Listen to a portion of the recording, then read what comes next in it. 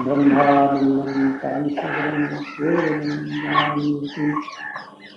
गंडातीतं गगनसदृशं सत्यनिष्ठाविलक्षणम् एकं नित्यं गुणमखिलं सर्वदेव साक्षिभूतं भावातीतं त्रिगुणरहितं सर्वं तन्मामि। गुरुर्ब्रह्मा गुरुर्विष्णु गुरुर्देवो महेश्वरः गुरुर्साक्षात् परब्रह्म ध्यानार्थं गुरुर्मूर्ति पूजामूलं गुरोत्तरं मंत्रमूलं गुरोर्वाक्यं गुरुर्पुरा।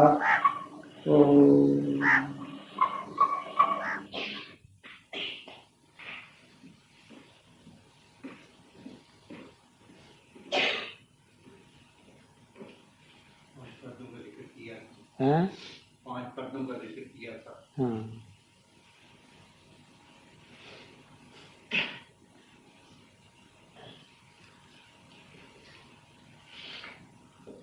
सत्संग से पहले आध घंटा पहले घंटी बजती है तो वो भला किस मतलब के लिए होती है? और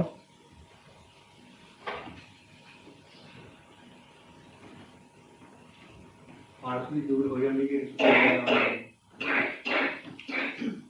वो इसलिए कि आप लोग दूर से चल कर आए हैं, कोई नजदीक से आया, कोई दूर से आया,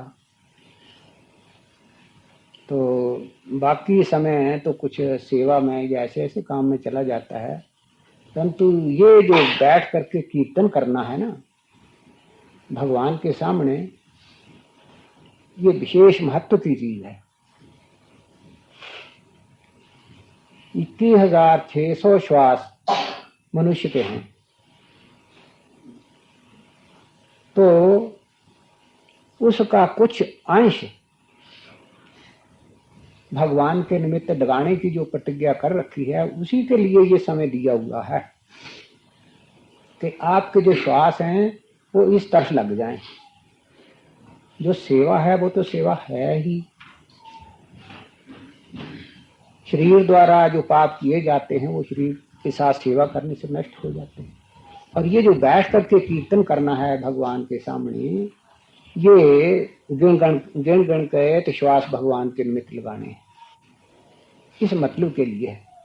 तो मैं देखता हूं कि आप लोग जब घंटी बज जाती है तो कई लोग आते नहीं, जब मैं आता हूं तब आते हैं, तो वो 2 घंटा व्यर्थ चला गया ना खाम खा का। आपको चाहिए था कि जितने से ज्यादा श्वास लग सकें बैठ करके कीर्तन करना चाहिए।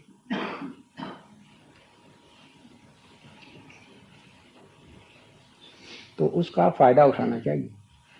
घंटी बजे तो तुरंत आ जाना चाहिए और कीर्तन करना चाहिए। मेरे आने से पहले कम से कम आध घंटा कीर्तन हो जाना चाहिए।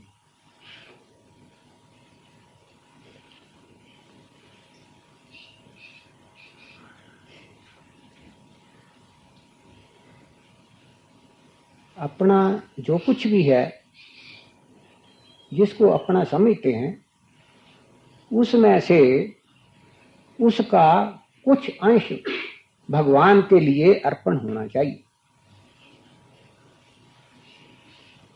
सारा दिन और रात जितना समय होता है उसका कुछ अपने हृदय में निश्चय कर लो कि इतना हमने भगवान के लिए अर्पण करना है, तो उतना समय उतनी अपनी वस्तु भगवान की सेवा में लगानी है।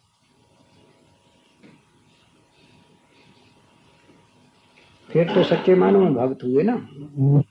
और जब कभी समय मिला तो उतनी देर भगवान का भजन कर लिया या सत्संग कर लिया, ये तो फिर वो बात नहीं समझी जाएगी। ये तो ऐसे ही है जैसे किसी आदमी ने घर में कुछ रोटियां पक्की हैं, सारे खा पी बैठे हैं और कुछ बच रहा है, कोई आदमी आ गया तो उसको दे दी, तो ये भी समझते हैं कि हमने यज्ञ किया है। ये यज्ञ नहीं है। भगवान को अर्पण करने के लिए जो पहले ही एक रोटी या एक टुकड़ा ही रख लेते हो, वो ही सेवा है। इतना नहीं, भगवान को याद ही कर लेते हैं तो वो सेवा है। और बची खुची चीज जो है फालतू, वो देते हो तो वो चाहे तुम्हारा कितना भी कुछ भी हो, उसकी कोई कीमत नहीं। वो तो कर से चीज जो फालतू है, अंदर गंद बंद ना पड़े, बाहर फेंक दो, किसी को दे दी। ये नहीं है भगवान की सेवा। भगवान की सेवा हो प्रेम, श्रद्धा और विश्वास के साथ।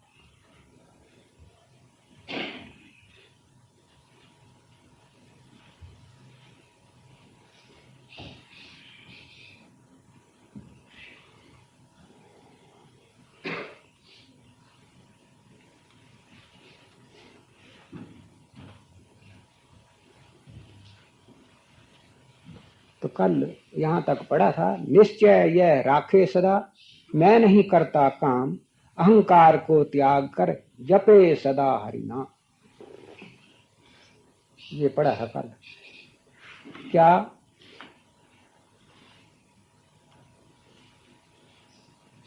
गृहस्थ आश्रम में रहे, चाहे त्याग में रहे, जहां मर्जी रहे, जो कर्म भी करे भगवान की प्रसन्नता करता चला जाए। अपनी प्रसन्नता के लिए, अपने लिए ना कुछ भी करे, क्योंकि जो अपने लिए किया जाएगा उसका जिम्मेवार ये होगा। इसलिए अपने लिए कुछ ना करे, इस रीति से करे या यूं समझे कि ये मेरा कर्तव्य है। भगवान ने जो कर्म मेरे से करवाना है, उसको कराने के लिए जहां मुझे खड़ा किया है, वहां रह करके मैंने अपना कर्तव्य समझ करके करते चलना है। तो इस तरह भी आपा भाव नहीं रहता। इस तरह करते करते आपा भाव, मैंपना जो है, वो स्वयं में भी फिर नष्ट हो जाता है।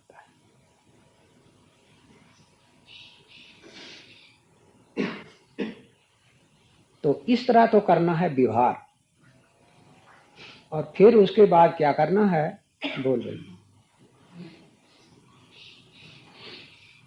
स्थूल दे पहले जपे,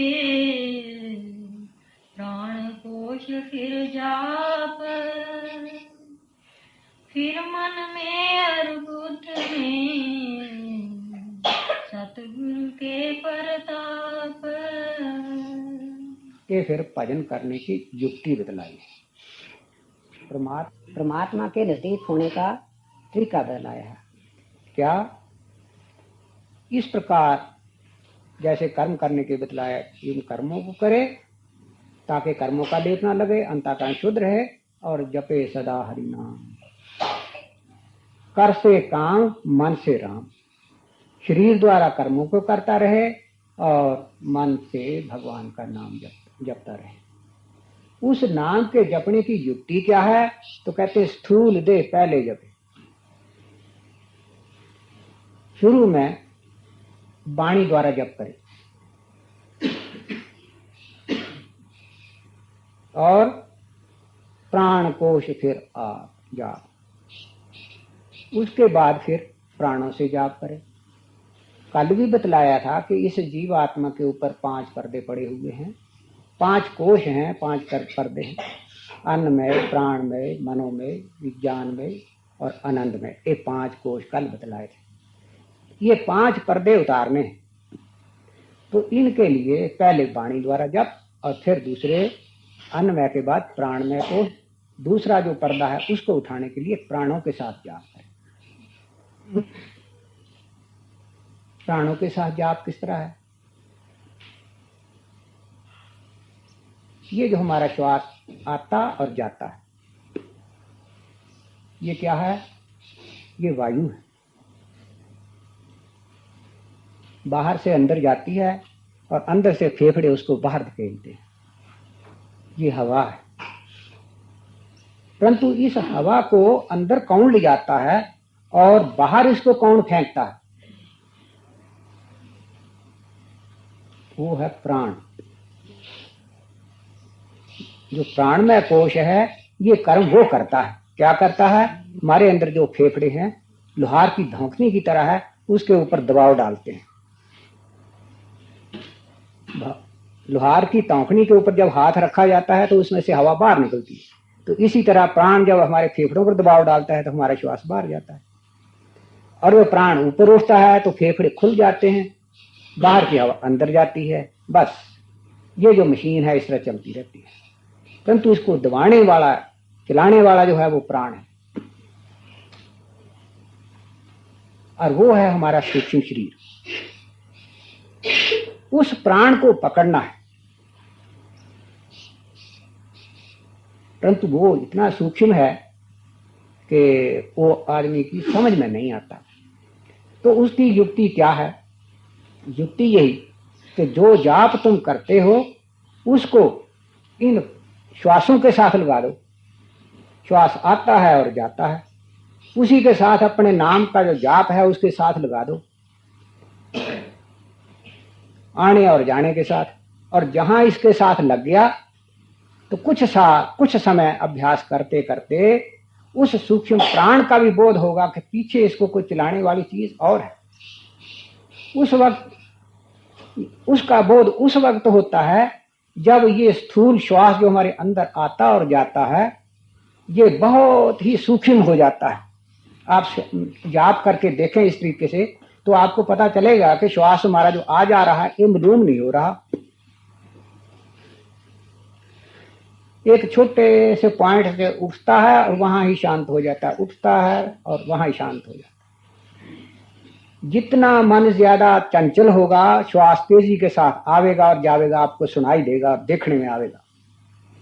लेकिन जहां मन शांत होता गया, जाप करता गया, ये श्वास है बिल्कुल मंद हो जाएगा और एक वक्त आएगा जो एक सेंटर के ऊपर ही स्थिर मालूम होगा। उस वक्त प्राणों का बोध होगा। क्यों? इस स्थूल श्वास के साथ ही बंधा हुआ वो है। जहां ये खत्म हुआ स्थूल श्वास और प्राण आया,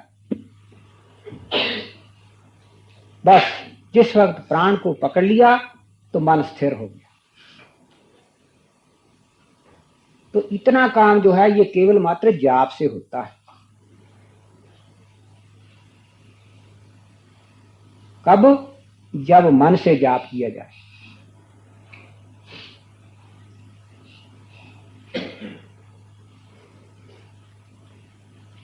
फिर मन में और बुद्धि में सतगुरु के प्रताप।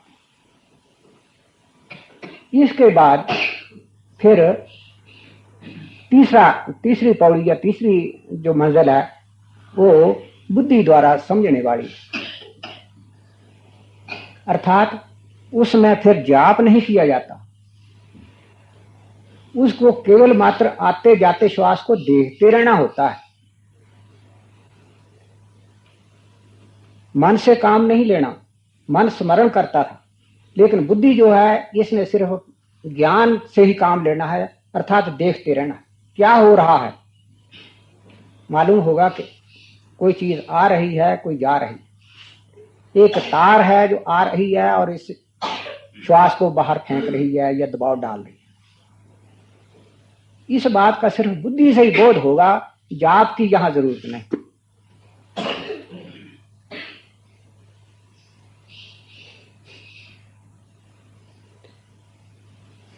बुद्धि में सतगुरु के प्रताप, सतगुरु की कृपा होने से और अपना इस प्रकार पुरुषार्थ करने से ये अवस्था प्राप्त होगी।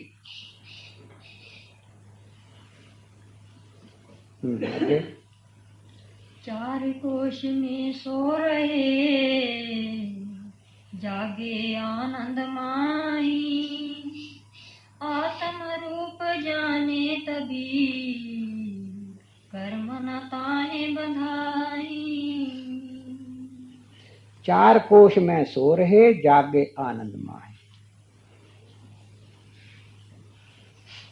अन्नमय कोश, प्राणमय कोश, मनोमय कोश और बुद्धमय कोश, ये चार कोश थे। तो यहाँ वो जिस तरीके से बतलाया उस प्रकार जाप करने से बुद्धमय या ज्ञानमय कोष तक पहुंच जाता है। उस अवस्था में जाकर के क्या होता है, मन बिल्कुल सेंटर के ऊपर स्थिर हो जाता है। श्वास का जो आना जाना है वो बंद हो जाता है, मन स्थिर हो जाता है। ये चौथी मंजिल में जाकर के होता है। हाँ, ज्ञान में।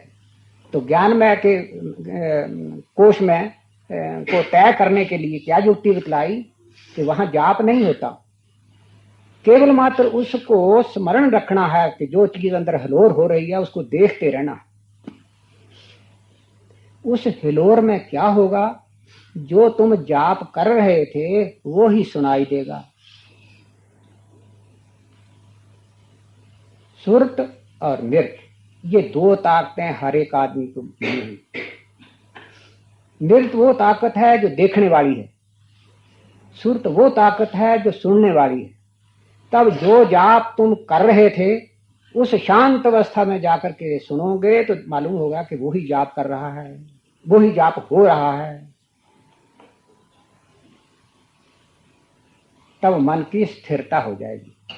और ये अवस्था कहाँ होती है, जो इड़ा, पिंगला और सुषुम्ना तीन द्वार हैं,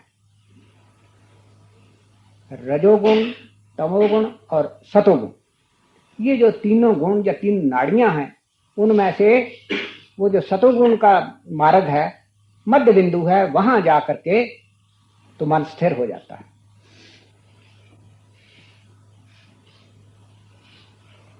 उस स्थिरता की, उस मध्य बिंदु की, उस सुषुम्ना के मारे की, जिसको 10वां द्वार कहा गया है, उसकी पहचान ये है कि वहां पर प्रकाश होना शुरू हो जाता है।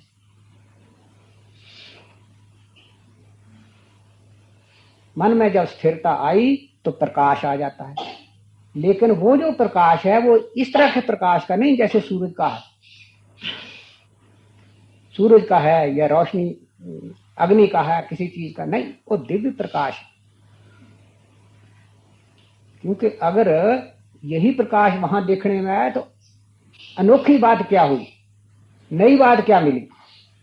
तो कहते हैं वो जो प्रकाश है वो ऐसा है कि उसमें इसको इतना आनंद आता है कि जितना संसार में किसी चीज का है ही नहीं। वो दिव्य आनंद है, अलौकिक आनंद है, वो परमात्मा का प्रतिबिंब है।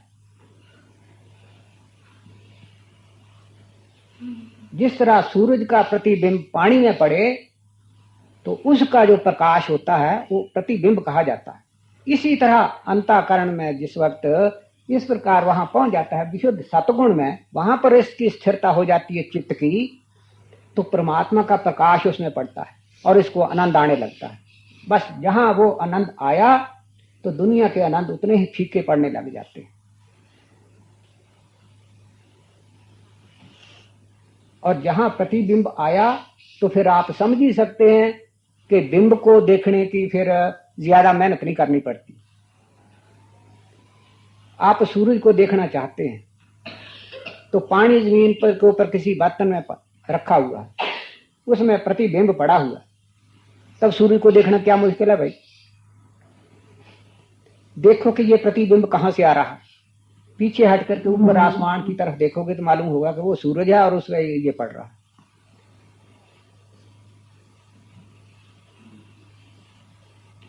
तो वो जो आनंद प्रतीत होता है उसको कहते हैं चिदाभास, चेतन का प्रकाश, चेतन का प्रतिबिंब। वो है प्रतिबिंब और वो है बिंब। बिंब को पकड़ करके, प्रतिबिंब को पकड़ करके बिंब को पकड़ लेते हैं। ये है परमात्मा को मिलने का तरीका।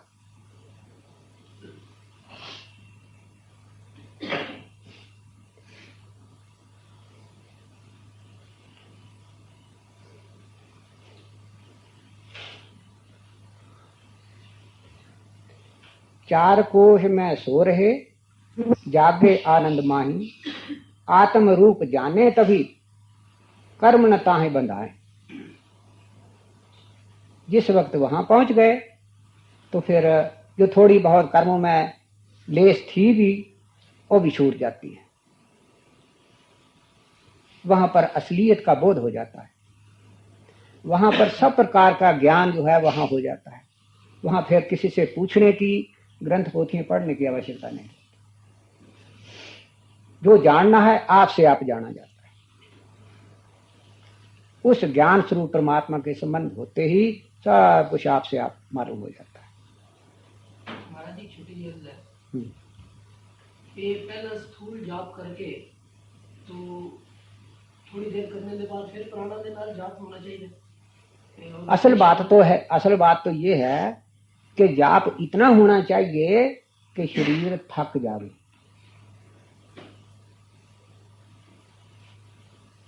जिस तरह आदमी सोने से पहले, आप लोगों ने तजुर्बा एक बार नहीं अनेक बार किया होगा कि जिस वक्त आप सोने लगते हैं तब सोने से कुछ मिनट तो नहीं, कुछ सेकंड पहले चित्त की ये अवस्था हो जाती है कि कुछ भी बोलना, विचारना, समझना कुछ नहीं चाहता। कोई बाहर से आवाज भी आती है तो बड़ी बुरी मालूम होती है। ऐसी एक अवस्था आती है सोने से पहले। और उस सोते सोते आदमी को अगर कोई जगा दे तो कितना दुख होता है कि मुझे अभी नींद आने लगी थी और मैं सो रहा था, तुमने जगा दिया। तो क्या हो रहा था कि उस वक्त आत्मा के नजदीक जा रहा था। आत्मा के नजदीक ये जीव तभी जाता है जब इसके संकल्प विकल्प बंद होते हैं। तो नेचुरली जिस वक्त नींद आने लगती है संकल्प विकल्प बंद होते ही है। तो संकल्प विकल्प होने पर अगर तो इसको गुरु से मार्ग मिला है तब तो अपना मार्ग पकड़ेगा, नहीं तो दोनों ही मार्ग इकट्ठे जाते हैं। एक जाता है अपने धाम को 10वें द्वार की तरफ और दूसरा जाता है अज्ञानता, जहां जाकर के इसने आराम करना है अपनी कोठरी में, वो दूसरी में चला जाता है। नतीजा अंधकार में चला जाता है। अगर होशो हवास में जाए तो प्रकाश वाले मार्ग में चला जाए। तो इस प्रकार की अवस्था आदमी को जाप करके हो जानी चाहिए। अगर इतना जाप हो जाए तब फिर वो दूसरी अवस्था आती है, फिर मन से होता है। मन के बाद फिर बुद्धि से नेत्रों द्वारा तो देखते जाना जो गुरु ने निशाना बताया, और बुद्धि द्वारा उसको समझते जाना है, मैं क्या कह रहा हूं, किसको देख रहा हूं। जाप करने की जरूरत नहीं फिर। जाप किसी हद तक काम देता है, आगे जाकर जाप जो है साथ नहीं जाता। जाप के बाद फिर रूप रह जाता है, रूप साथ जाता है। रूप जो है इसको ले आने वाली नृत्य है, और जो उपदेश है उसको साथ ले जाने की जरूरत नहीं, वो सुरत ले जाती है। वो जहां जाता है वही सुनाई देता है उसे।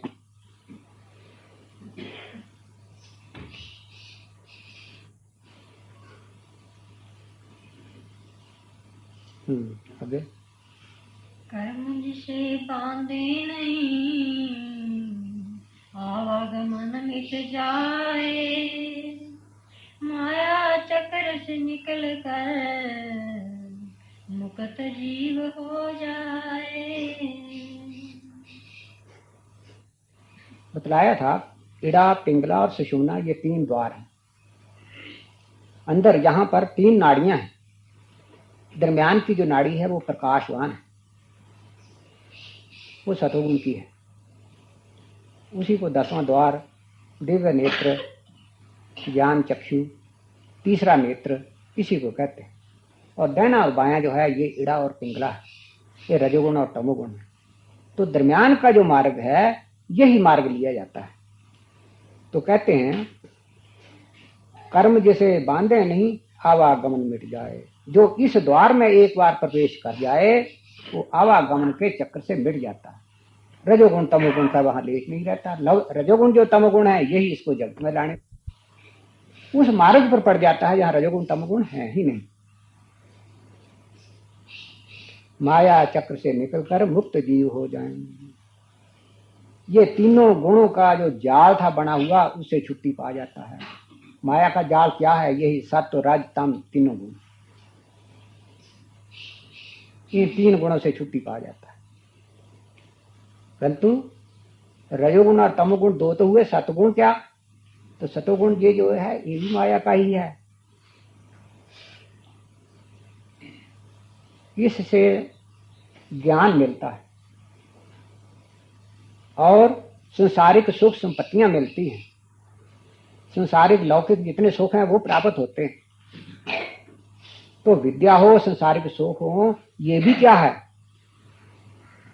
अगर ये परमार्थ की तरफ इनका झुकाव नहीं होता तो ये संसारिक सुख, संसारिक विद्या जो है यही इसको अधोगति को तरफ ही जाने वाली है। विद्या का अभिमान, विद्या का घमंड, केवल मात्र विद्या से कुछ नहीं होता। कितने कितने विद्वान, लेकिन उनके विद्वत्ता की तरफ देखो और दूसरी तरफ उनके आचरण की तरफ देखो, आप ही पता लग जाएगा कि उनको क्या फायदा पहुंचा उस विद्या से। अविद्या तू बड़ी अविद्या, तै संतन की कदर न जानी। जो विद्या इस तरफ आदमी के मन का झुकाव इस तरफ नहीं करती, उसके अंदर जो विद्या है वो विद्या नहीं, अविद्या है। विद्या वही है जो इस लौकिक विद्या को पा करके पारलौकिक विद्या को पाने का रास्ता बतलाए और इसके कान खोल के देख तू क्या समझता है। ये विद्या भी किसी से उत्पन्न हुई है और उस विद्या के मुकाबले में ये कुछ भी नहीं। ये तो उसको केवल मात्र जानने का एक साधन मात्र है। अभी तब समझो कि उसने विद्या पढ़ी।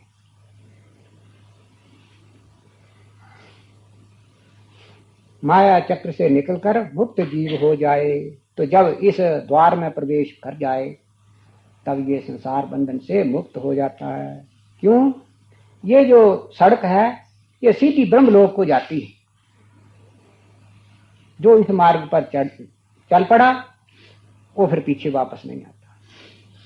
यद गत्वा न निवर्तन्ते तद्धाम परमम्। अर्जुन, मेरा वो धाम है जहां से गए हुए जीव फिर वापस नहीं आते। तो ये मार्ग है जिसको 10वां द्वार कहते हैं। सप्तलोक में पहुँच कर परम ब्रह्म के धाम, अनंत आनंद में मस्त हो चेतन आत्म राम। तो फिर उस बिंब को पकड़कर, उस प्रतिबिंब को पकड़कर जिसका ये बिंब है उसी को परम धाम कहते हैं, सतलोक कहते हैं। वही इसका अपना स्थान है। वही समुद्र है जिसकी ये जीवात्मा एक बूंद है। वहां पहुंच जाता है, वहां पहुंच करके फिर समुद्र में गया हुआ कतरा वापस कहाँ ही आता है। तो जो जो उस मार्ग पर गए हैं कहते हैं उस समुद्र में जाकर के लीन हो गए हैं, समुद्र रूप हो गए हैं। इस अवस्था में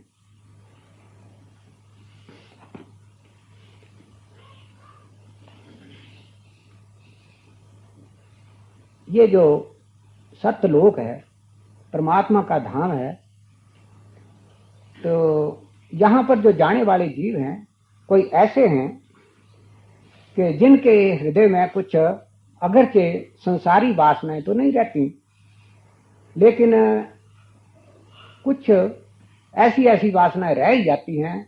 या तो परमात्मा की सेवा पूजा की भावना, उनके दर्शनों की भावना,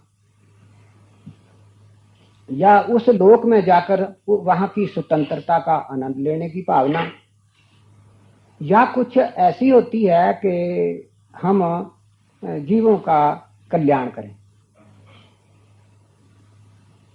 ऐसी कुछ शुद्ध नेक भावनाएं उन महापुरुषों के हृदय में रह जाती हैं।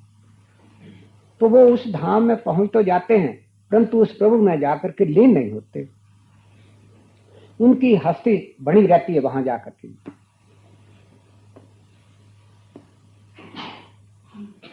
तो उनकी फिर 4 अवस्थाएं होती हैं, सालोक्य, सामीप्य, सारूप्य और सायुज्य। ये जो 4 प्रकार की मुक्तियां हैं ये उन महापुरुषों के वहां जाने पर जैसी जैसी उनकी वासना होती उनके अनुसार उनको वो मुक्ति या वो अवस्था उनको प्राप्त होती है।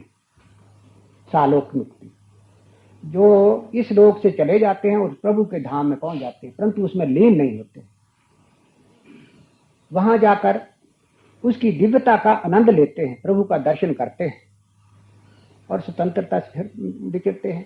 केवल मात्र सुख शांति और आनंद के सिवा वहां कुछ नहीं। वहां और भी बहुत सी दिव्य विभूतियां हैं, तो वहां रहते हैं। इसके बाद है सामीप्य, उस प्रभु के और भी नजदीक हो जाना। जिस तरह एक बादशाह के नजदीक कोई आदमी चला जावे तो वहां जाकर रहे उस लोक में, और दूसरा ये कि उनके जो अपने नजदीकी हैं उनके नजदीकियों से मिल जाए, वजीर बन जाए तो और भी नजदीक पहुंच गया, तो उसको सामीप्य मुक्ति कहते हैं। भगवान के और भी ज्यादा नजदीक हो जाना। तीसरी है सारूप्य मुक्ति। वो महापुरुष जो उस प्रभु के धाम में जाकर उसके रंग में इस प्रकार रंगे जाते हैं जैसे अग्नि में पड़ करके लोहा अग्नि रूपी हो जाता है। जो गुण लोहे का, जो गुण अग्नि का, वही लोहे का। या लकड़ी आग में पड़ करके तो लकड़ी आग ही बन जाती है। सारे गुण आग के उसमें होते हैं और आग के साथ और उसका कोई पिन पेड़ नहीं रहता। ये है सारूप्य मुक्ति, उसी रूप का हो जाना जिस रूप की वो चीज है। इसके बाद है सायुज्य मुक्ति। सायुज्य मुक्ति उसे कहते हैं जिस तरह पानी की बूंद समुद्र में मिल जाए, उसी का रूप हो जाए, उसी के साथ जुड़ करके वही हो जाए, तो ये सायुज्य मुक्ति। इस सायुज्य मुक्ति को जो प्राप्त हो जाते हैं फिर वो प्रभु से अलग नहीं होते, वो प्रभु रूप ही हो जाते हैं, प्रभु ही रहते हैं बस। और जिनकी कोई वासना कुछ भी ना हो उनको ये मुक्तियां नहीं मिलती। वो यहां से गए और वहां जाकर के उस प्रभु में जाकर के लीन हो गए, प्रभु ही रह गए बाकी बस। तो ये आप लोगों की मर्जी के ऊपर है कि कौन सी चलेगा।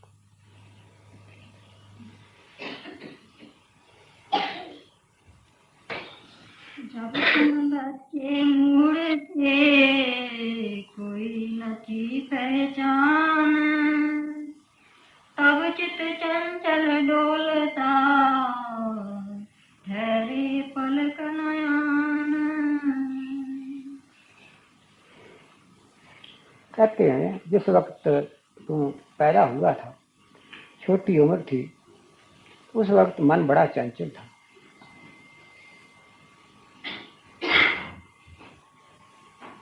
छोटी अवस्था में मन जो था बड़ा चंचल था।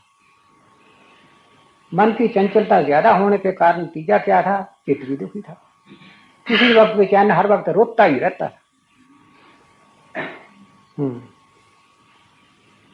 जब चित्त पल ठहरन लगा माता लई पछान, ज्यों ज्यों ठहरन सीखता त्यों त्यों बढ़ता ज्ञान। छोटी उम्र में बच्चा, खास करके जब पैदा होता है, सब बच्चे रोते हैं, और फिर भी ज्यादा बस जब होता है तो उसका रोना ही रोना होता है। जानते हैं इसका कारण क्या होता है? पहला कारण तो ये होता है कि वो समाधि से उठकर आया है। समाधि में 3 काल का ज्ञान होता है। मैं कहाँ से आया, मेरे माता पिता, स्त्री, बाल बच्चे कौन कहाँ थे, किस हालत में था, क्या मेरी पोजीशन थी, उन सब को छोड़कर आ गया। उनकी याद सताती है। और आगे जहां जाना है उसका भी उसको ज्ञान है। फलां जगह पर जा रहा हूं, ये नए मेरे माता पिता होंगे, ये घर होगा, ये मकान होगा, ये जमीन होगी। इसके अलावा उसको ये भी पता है कि मैंने कौन कौन से इस शरीर को पा करके दुख सुख भोगने हैं। सुख तो भूल ही जाते हैं, लेकिन दुख जो है वो कांटे की तरह रखते हैं। किसी आदमी को सूली पर चढ़ाना हो, 15-16 दिन बीच में रह जाएं तो 15-16 दिन में वो बचता ही नहीं। क्यों? वही फिक्र चिंता, रात दिन नींद नहीं आती। तो विचार करो, जिस आदमी की उम्र 50-60 साल, जिसने आकर के जिंदा रहना है, उसको घर में ही पता है कि ये मुझे तकलीफ होगी, इतना में दुख होगा, या गरीब बनूंगा इतना दुख होगा, तो ये बार बार से दुख देती रहती है। मौजूदा वक्त का भी पता होता है कि इस वक्त मैं कहाँ हूँ, क्या कैसी हालत में हूँ, तीनों काल का ज्ञान होता है। और जैसे ही बाहर आता है, बस माँ का स्तन पिया और पहले ही घूंट में वो जो शक्ति जागृत हुई हुई थी मूलाधार में चली जाती है, सो जाती है। जहां सो गई तो सोने के बाद उसको याद जो रहती है, इतनी रहती जैसे हमको रात का स्वप्न दिन को याद रहता है। बस उसी कारण वो दुखी रहता है, रोता रहता है, किसी तरह उसको चैन नहीं पड़ती। लेकिन सबको ऐसा नहीं होता। किसी को जिस तरह हमारे स्वप्न की बात है, कभी तो हमें उठते ही भूल जाता है, कभी दोपहर तक रहता है, कभी सारा दिन रहता है, कभी 2-4 दिन, 10 दिन, 15 दिन रह जाता है। इसी तरह जो पिछली याद होती है वो बच्चे को भी रहती है। और बार बार बच्चे तो ऐसे हैं कि 2.5-3 साल के बाद फिर वो पिछली बातें भी बताने लग जाती। मैं फलानी जगह था और यहाँ वो मेरे फलाने फलाने थे, सारे बतलाता है। तो जैसा जैसा उसके ऊपर माया का पर्दा पड़ता है, पतला पड़ता है कि मोटा पड़ता है, उसके अनुसार उसकी याददाश्त रहती है। ये इसका कारण होता है। तो अगर मन चंचल ना हो करके मन स्थिर रहे, शांत रहे, तो फिर भूल जाता है। तो कहते हैं पहले ही जब इसको पिछली याद भूलती है तो पहले सबसे माता का ज्ञान होता है, ये मेरी माँ है। पुस्तक पोथी विद्या पढ़े जुलाए ध्यान, जितना चित एकाग्र हो उतना चतुर सुजान। बड़ा हुआ, किताबें पढ़ने लगा, विद्या सीखने लगा, जितना जितना किसी का चित्त शांत होता है उतना ही उसका ज्ञान अच्छा होता है। अनेक बच्चे पढ़ते हैं, याद नहीं रहती, नालायक हो जाते हैं। तो उसका कारण क्या होता है कि चित्त जो है वो स्थिर नहीं होता, उनका अशांत होता है। रजोगुण और तमोगुण ज्यादा होने के कारण चित्त अशांत रहता है, विद्या भी नहीं आती। जो पढ़ता है वो भूल जाता है। कार्य विहार संसार जो करे एक चित कोए, चित होए तब काज सब आशा पूरी होए। तो मूल चीज है चित्त को एकाग्र करना। चाहे संसारी काम आप लोगों ने करने हो, चाहे परमार्थ का करना हो, इस एकाग्रता की जरूरत है। चित्त एकाग्र हुआ तो कार्य सिद्ध हुआ। जानते हो ये सिद्धि शक्तियां क्या है? ये चित्त की सब एकाग्रता है। जहां चित्त एकाग्र हुआ इसकी विल पावर जो है बड़ी स्ट्रांग हो जाती है। तो सारा ये चित्त की एकाग्रता का काम है। चित्त एकाग्र किया, एकाग्र करने के बाद उसको निरुद्ध अवस्था में ले गया, तो वहां जाकर के संकल्प किया फलाने आदमी को मैं दर्शन करना चाहता हूँ, फलाने को मिलना चाहता हूँ, वही चीज सामने आ जाएगी। तो ये एकाग्रता के ऊपर निर्भर करती है। तो ये एकाग्रता संसारी कामों के लिए और परमार्थ के लिए, दोनों के लिए जरूरी है। और ये एकाग्रता तभी होगी जब चित्त शुद्ध होगा, रजोगुण तमोगुण दूर होगा और नित्य प्रति इसका अभ्यास करता रहेगा। जिस कार्य को करे तू बिन पूर्ण चित लगाए, वो रहे अधूरा जान तू सब निष्फल ही जाए। तो दुनियावी हो या परमार्थ से परलोक का हो, ये सारी बात कहते हैं चित्त की एकाग्रता पर निर्भर करती है। ताते चित्त सुधार के एकाग्र करना सीख, नहीं तो साधु हुए कर फिरे मांगता भीख। तो कहते हैं मूल चीज ये है चित्त को एकाग्र करना। अगर ये नहीं करना, मौज शौक करनी है तो बड़ा सौखा तरीका है, सिर मुंडा ले, गेरुए कपड़े पहन ले, भीख मांगता फिर, घर घर खाक छानता फिर।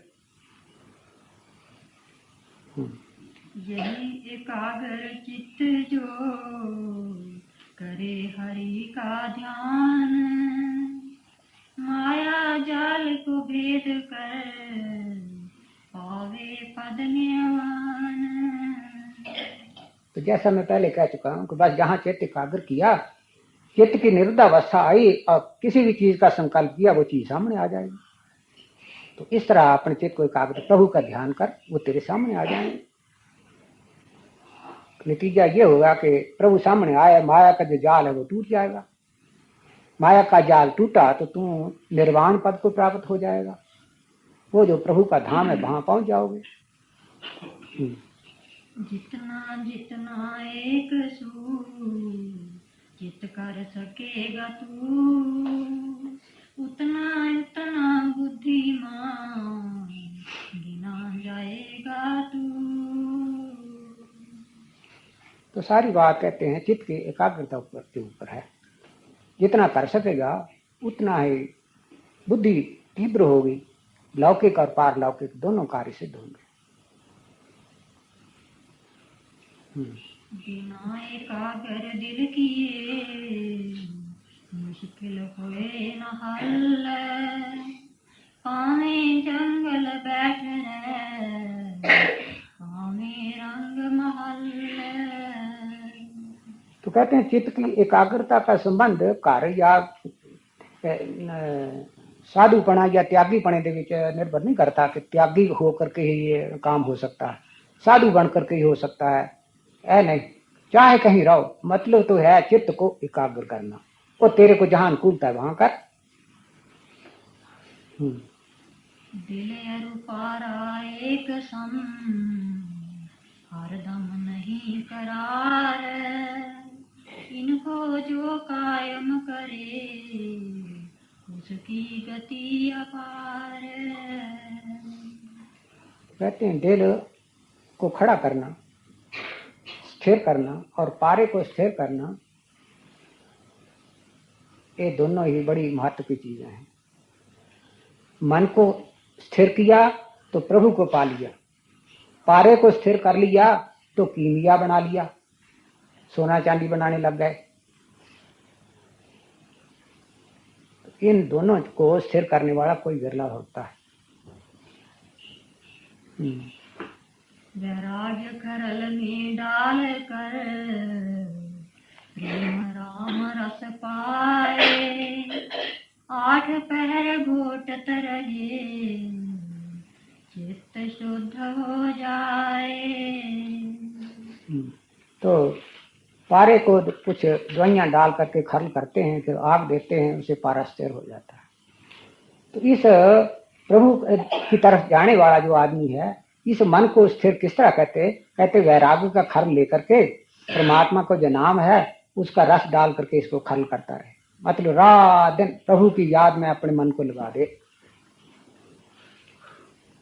ऐसे नित्य अभ्यास में, ऐसे नित्य अभ्यास में चंचलता होए दूर, काम अगिन मुख ना पड़े हाजर रहे हजूर। तो इस तरह अगर आदमी अपने चित्तों रात दिन इसी तरफ लगाई रखे तो थोड़े ही समय में चित्त शुद्ध हो जाता है। इसकी सारी जो रड़कें हैं वो दूर हो जाती हैं। ऐसे नित्य अभ्यास से चंचलता हुए दूर। चंचलता का मतलब दूसरे शब्दों में रजोगुण, रजोगुण का साथ संबंध है तमोगुण, ये दोनों ही दूर हो जाती है। परंतु कहते हैं एक बात का ख्याल रखे, इसका खरल करते वक्त काम अगन मुख ना पड़े। इस रास्ते चलते हुए एक नहीं अनेक प्रकार की ख्वाहिशात उठेंगी, उनको नहीं जगने देना, उनको जहां पैदा हो वहां ही खत्म कर देना।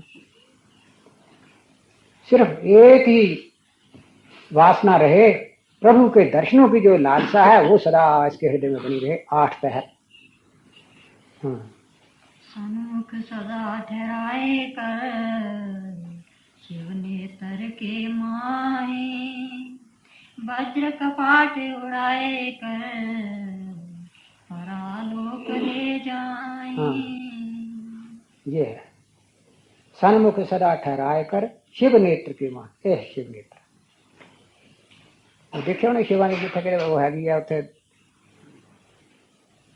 वो है शिव नेत्र, उसी को दिव्य नेत्र कहते हैं। उसको मुसलमान लोग नुक्ता स्वेदा कहते हैं। और यही स्थान है जो पिंड और ब्रह्मांड के दरमियान खिड़की है। ये 10वां दरवाजा है, ये है अपने घर जाने का। तो जो आदमी अपने मन को हर वक्त इस जगह पर स्थिर रखता है तो इस खिड़की में से गुजरकर पार जाता है, तो वहां ही अपने इष्ट देव या सदगुरु या जिनका की आराधना करता है वहां ही वो मिलते हैं और अंत समय ये दरवाजा खुल जाता है। तो अपना पुरुषार्थ यही होना चाहिए कि चित्त की वृत्ति जो है वो यहाँ पर स्थिर रहे, इससे आगे पीछे ना हो।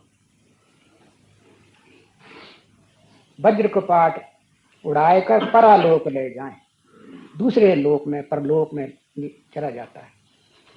बिन सतगुरु पावे नहीं मार्ग भेद अनंत। मान सरोवर में तरे हंसा खेल करंत। तो ये जो मार्ग है बिना सदगुरु के मिलता नहीं। मान सरोवर में तरे कोई हंसा खेल करंत। इस मार्ग में से कौन गुजरता है? केवल मात्र जो हंस है। बत्तखें नहीं जा सकती, कौवे नहीं जा सकते। क्या मतलब? जो मलिन वासनाओं वाला है वो इस मार्ग से नहीं गुजर सकता। सतगुरु पूरे हों, अपना पुरुषार्थ हो और दैवशात कोई प्रारब्ध कर्म आकर के रुकावट न डाल दे, ये इस मार्ग से जाकर अपन धाम पहुंच जाता है। इसी मार्ग पर यहां से ही 3 मार्ग निकलते हैं।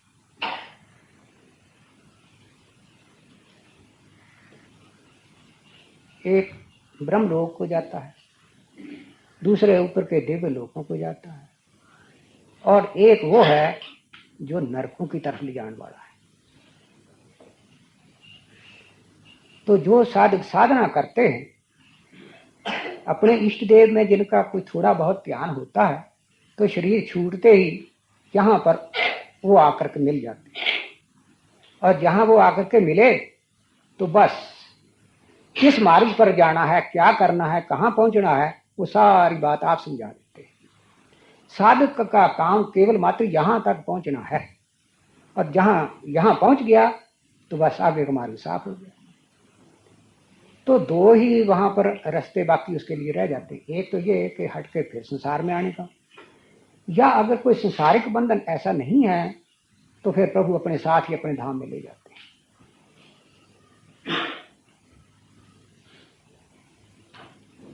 तो एक तो ये मार्ग है। दूसरे जो गुरु का सहारा नहीं लेते या इष्ट का सहारा नहीं लेते, वो फिर उनके लिए और कितने ही मार्ग हैं, परंतु ये जो मार्ग है ये सबसे आसान है। यही भक्ति मार्ग है और यही सर्वगुण भक्ति का मूल है।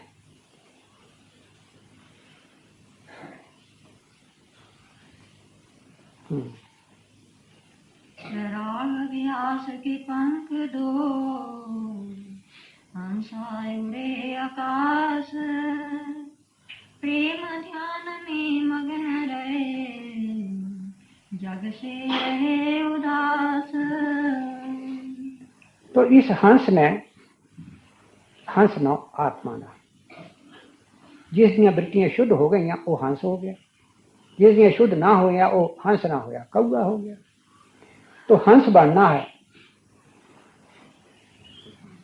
तो हंस उड़ा करते हैं, इसमें भी उड़ना है। इस शरीर से उड़ करके प्रभु के धाम को जाना है।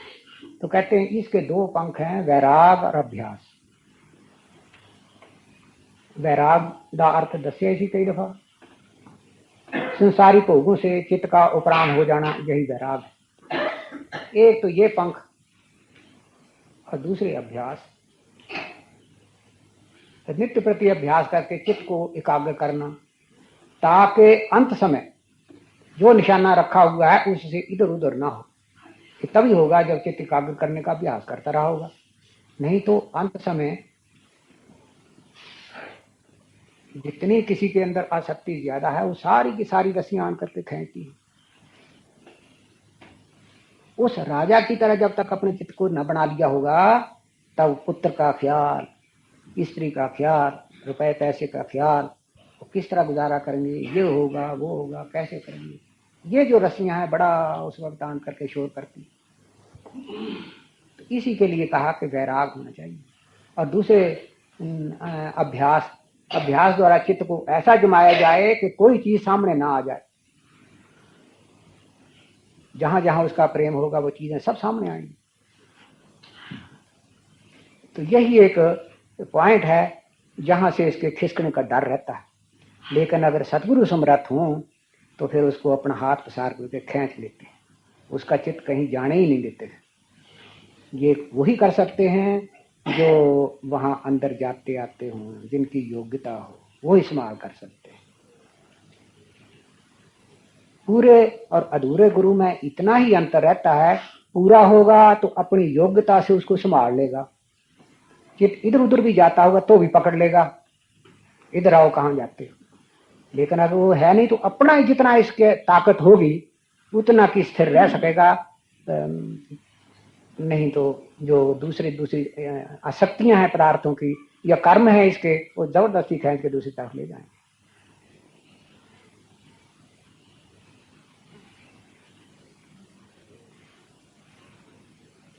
प्रेम ध्यान में मग्न रहे, जब से रहे उदास। सदा प्रभु के प्रेम में और उसी के ध्यान में सदा डूबा रहे और संसार से अपना चित्त सदा उठा करके रखे, देखभाल करते रहे आखिरी दम तक। मेरा मन कहीं फंसा हुआ तो नहीं है किसी चीज में, अगर है तो विचार द्वारा उसको समेटता रहे। प्राणायाम की पूछ से सीधा मार्ग पाए, इति उत कित डोले नहीं, दसम द्वार पहुंचाए। अच्छा, प्राणायाम की पूछ से सीधा मार्ग पाए, इत उत डोले नहीं, दसम द्वार पहुंचाए। वैराग है, अभ्यास है, ये दो पर हो गए। परों के साथ उड़ तो गया, पंछी उड़ जाता है दो परों से, परंतु देखते हो उसके पीछे एक पूंछ भी होती है। वो पूंछ क्या है? Rudder for steering. किश्ती को इधर उधर ले जाने के लिए या पंछी को इधर उधर घूमने के लिए वो पूंछ ही काम देती है। तो वो जो तीन मार्ग हैं, इडा पिंगला सुषुम्ना, उन तीन मार्गों से सिर्फ केवल मात्र वो जो सुषुम्ना है मार्ग है उसी को लेना है, इडा पिंगला को नहीं लेना, रजोतम गुण को नहीं लेना। तो इसकी प्राप्ति होती है प्राणायाम से। प्राणायाम से क्या होता है? प्राणायाम से ये होता है कि रजोगुण और तमोगुण मिट करके तो केवल मात्र सतोगुण रह जाता है। इड़ा और पिंगला रजोगुण और तमोगुण है और दरमियान की जो नाड़ी है सुषुम्ना जिसे कहते हैं उसमें सत्वगुण है। और प्राणायाम से भी सतोगुण की प्राप्ति होती है, दोनों आन करके इकट्ठे हो जाते हैं। प्राणायाम से मन जो है वो एकाग्र होने में सहायता देता है और जहां एकाग्रता हुई तो दोनों इकट्ठे हो जाए, इधर से मन और उधर से सुषुम्ना का मार्ग, दोनों इकट्ठे हो जाते हैं और वो सुषुम्ना में प्रवेश करके वो जो मार्ग है वो सीधा ब्रह्म लोक को जाता है। उसमें फिर कहीं इधर वापस आने की संभावना नहीं रहती। इस वास्ते हो सके तो थोड़ा बहुत, ज्यादा नहीं, थोड़ा थोड़ा प्राणायाम करते रहना चाहिए। प्राणायाम से दो फायदे होते हैं। एक, शारीरिक जो व्याधियां दुख तकलीफें हैं इसमें कमी होती है। आदमी बीमार क्यों पड़ता है, बीमारी का कारण क्या है? उसका कारण यही है कि रजो प्राण और अपान ये दो प्राण के ही पेड़ हैं। प्राण जो हमेशा इसकी गति ऊपर को होती है, अपान वायु जो नीचे को जाती है, ये दोनों की आपस में गांठ बंधी हुई है और ये हर वक्त हमारा श्वास आता जाता जो रहता है तो इस गांठ लगी रहती है और ऐसे ऐसे चलता रहता है, ऊपर आता है। इन दोनों ने बांध के रखा हुआ है और जिस वक्त इसने शरीर छोड़ना होता है गांठ खुल जाती है। गांठ खुली, प्राण नीचे और प्राण ऊपर, बस अब श्वास का न आना न जाना।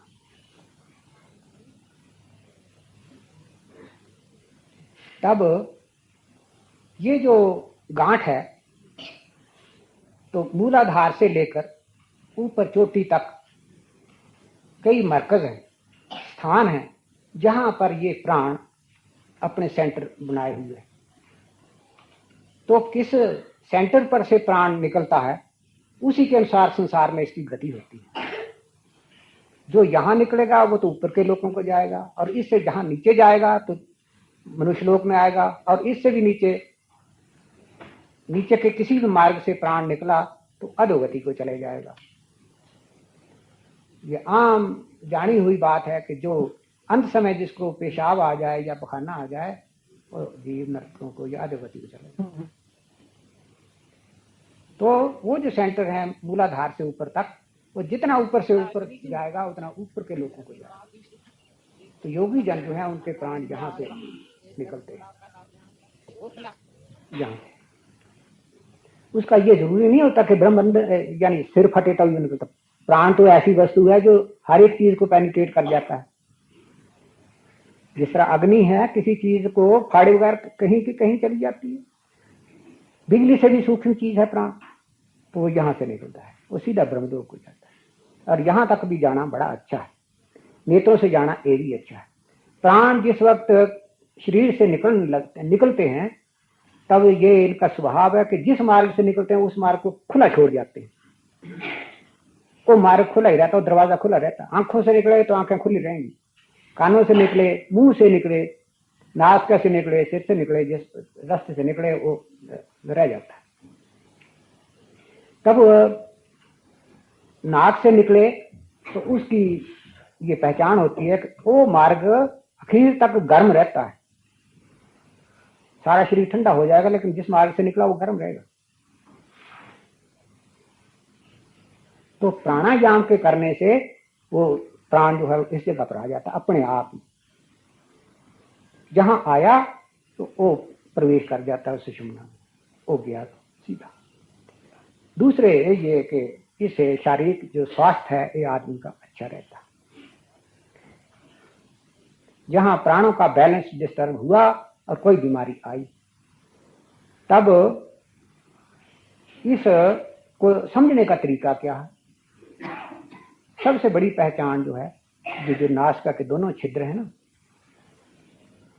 इसमें एक मार्ग से एड़ा नाड़ी कहते हैं और दूसरे को पिंगला कहते हैं। एक सूर्य स्वर है, दूसरा चंद्र स्वर है। एक गर्म है, दूसरा ठंडा है और मध्य मार्ग जो है वो न सर्द है न गर्म है। तो जिस तरह प्राण ज्यादा टिड़क जाते हैं उस तरह ही रोग होता है। कई आदमी को अधरंग हो जाता है, तब एक पासा जो है मारा जाता है। इस प्रकार कोई बीमारी आनी हो तो सबसे पहले ये पता दे देते हैं। ये एक तरह का मीटर है, बुखार को जानने वाला और बीमारी को जानने जैसे मीटर होते हैं। ये है शरीर को तंदुरुस्त या बीमार होने वाली जानने वाला। तब बीमार होने से पहले क्या होता है, स्वारेग बंद हो जाता है, तब समझ बीमारी आई। उस वक्त से अगर आदमी जरा सोच समझ से काम ले तो वहां से बीमारी से बचाव हो सकता है। क्या करना है, उस मार्ग को खोल देना है।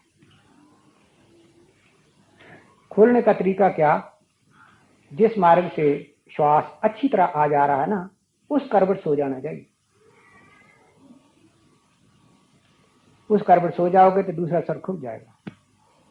फिर दूसरा बंद हो जाएगा जैसे कर सोए थे, फिर दूसरी तरफ हो जाओ, दूसरा होगा। तो जब तक श्वास मध्य मार्ग से ना आने लगे तब तक छोड़ो ही नहीं। आज नहीं होता तो कल कल नहीं होता तो परसों से ही, इसको छोड़ो नहीं। तो अव्वल बीमारी होगी नहीं, अगर होगी तो थोड़ी सी होकर के खत्म हो जाए। श्वास एक चल रहा रहता है, एक बंद रहता है। हाँ, एक चल रहा है, एक बंद रहता है। फिर टाइम होता है कितनी देर बाद दूसरा चले? हाँ, 2.5 घड़ी तक एक तास रहता है, 2.5 घड़ी के बाद दूसरा, 2.5 घंटे, 2.5 घड़ी 1 घंटा।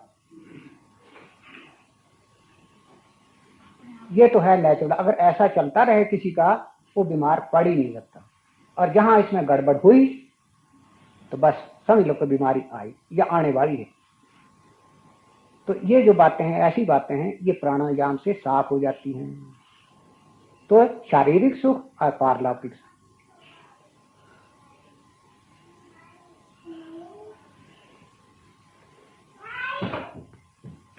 प्राणायाम की पूंछ से सीधा मार्ग पाए, इत उत कित डोले नहीं, 10वें द्वार पहुंचाए। इसी को 10वें द्वार कहते हैं।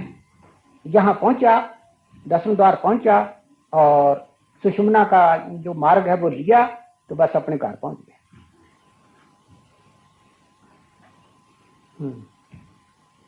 पहुंचेंगे जब कहेंगे सतगुरु आज्ञा पाए, दिग से कमल अनंत जब पुरने सकल मिटाए।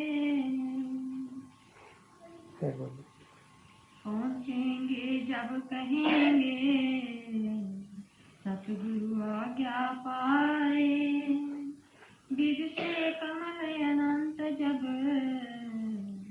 पुरने सकल मिटाए। तो पहुंचना जब होगा, जब तो प्रभु की कृपा होगी तभी होगी। परंतु हमारा जो मुख्य पुरुषार्थ है वो हमें करना चाहिए। वो क्या है? जितने फुरने हैं वो सब मिटाने हैं। मन के अंदर जो संकल्प विकल्प होते हैं उनको खत्म करते रहना।